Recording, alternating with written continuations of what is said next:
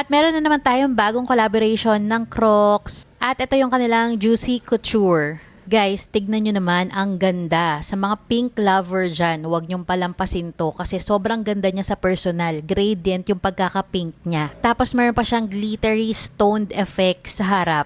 Oh, ayan, ang ganda 'di ba? At ito naman yung isang design, classic clogs. Ang ganda rin ng details ng Crocs na to. At syempre, kapag binili mo na yung Crocs na yan, kasama na rin yung G-Bits. At kung ayaw mo naman yung design ng shoes, ayan, pwede ka naman bumili ng G-Bits lang. So, 1,495 din yan. At marami din silang mga nakasale dito, katulad na lang nung merong heels, sandals, at saka yung mga classic clogs. At nakita ko nga tong purple or lavender na color na Mega Crush Clog. Sobrang ganda ng combination niya. Tapos nakakita rin ako ng color pink doon. Ito naman yung Mega Crush na sandals. So nagkaroon ako ng style na ganito, itong sandals na to. At binenta ko lang siya kasi masakit siya sa paa, lalo na kapag wide fit ka. Pero tignan nyo naman, di ba? Ang ganda niya. Yun nga lang, hindi ko siya ma-recommend sa mga wide fit. So, ayun lang guys, buyers, follow me for more!